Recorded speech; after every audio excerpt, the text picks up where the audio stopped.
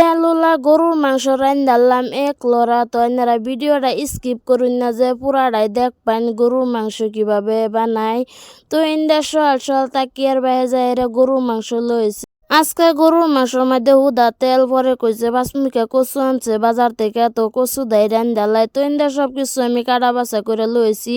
আসসালামু আলাইকুম কলিজার ভাই বোনেরা, আশা করি এনারা সবাই ভালো আছেন। তো এনে করতো আমিও বালাই।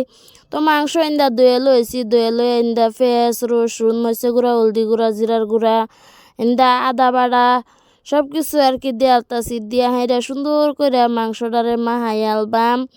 মানে মাংস যত মাহাইবাই নতই মাংসের স্বাদ বেশি। তো মাংসটারে সুন্দর করে মাহাই আলতাছি। আজকা মানে অত তেলও দিছি না, মাংসের মধ্যে বিরাটই তেল আনেরা তো দেখ পারি পাইছুন।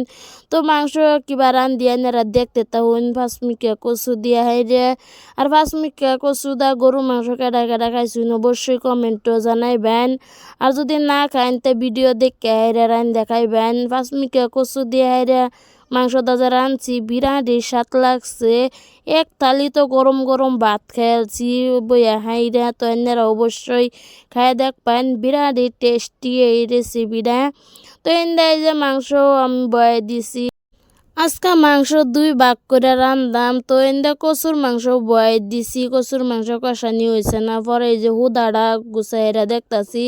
ও না হুদা না আলু দেম কয়েকটা পাতলা পাতলা করে। তো এই দেখুন মাংসের কালার কি সুন্দর পারফেক্ট আইছে।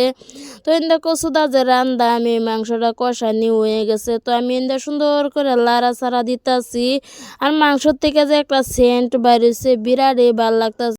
সবকিছু বাইটটা দিয়ে এরা রানলে কিন্তু মাংসর থেকে বিরাটই সেন্ট বাইরেও। তো আমি আদা বাড়া জিরা বাড়া খালি রসুন বাড়া এড়িয়ে দিছি।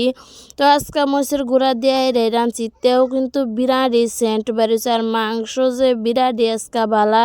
এনারা তো দেখ পারে পাইতাছুন হুদা তেল আর তেল এলে কই যে কচু দাই রান্ধি, এই মাংসটা কচু দা রানলে বিরাটই স্বাদ লাগবো। তো এন্দা মাংসটা গুঁড়া দিয়ে মাংস গুঁড়া দিলাম। পরে ইন্দা মাছের মশলাও কষানি হয়ে গেছে। তো ইন্দা মাছ আর টমেটো দেয়ালছি, দিয়া হেরা সামান্য অল্প পানি দেয়ালছি। তো এনারা তো দেখ পারি পাইছুন আমি কাগো বাইতাইছি, আঙ্গর দিদি গো বাইতাইছি। দিদি মানে কইতেছে আঙ্গো বাইতা এরপর আয়ারা রান্না বাড়া কইরালা সবই একলগে মিল্লা জিল্লা খাইলবাম। তো মিল্লা জিল্লা খাইলে মানে বিরাটই ভাল লাগে।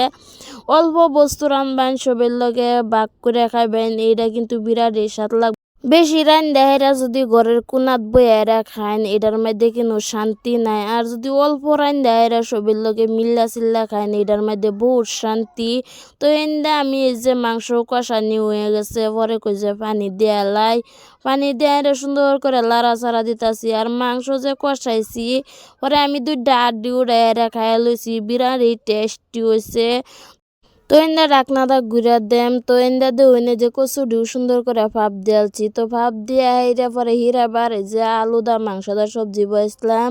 কই যে এটা লাড়া ছাড়াদা দেই। তো লাড়া ছাড়াদা দেখলাম দেউন কি সুন্দর দেউন যাইতাছে। তো গরুর মাংসর দাওয়াত দিতাছি এনেরা সবে আয় বরবান। তো এটা দেখে হাইরা পরে কচুদা যে রান্দাম, পরে এটা ডাকনাটা গুছাই হাইরা কচু দেয়ালতাছি। পাঁচমিকা কচুদা গরু মাংস দা খাইলে বিরাটই ভাল লাগে। আর একটা কথা কি মনে হয়েছে জানুন, ছোটবেলা যে মা কচু দিয়ে হাইরা মুরগির মাংস দাও হোক কি গরু মাংস দাও হোক যে রাঁধছে বিরাটই স্বাদ লাগছে। তো এন্দা দেউনে যে সবজি হয়ে গেছে হুদাড়া, পরে কই যে মাছের সবজি দেখাই দেয়। তো সবাই ভালো থাকবেন সুস্থ থাকবেন, আল্লাহ হাফেজ।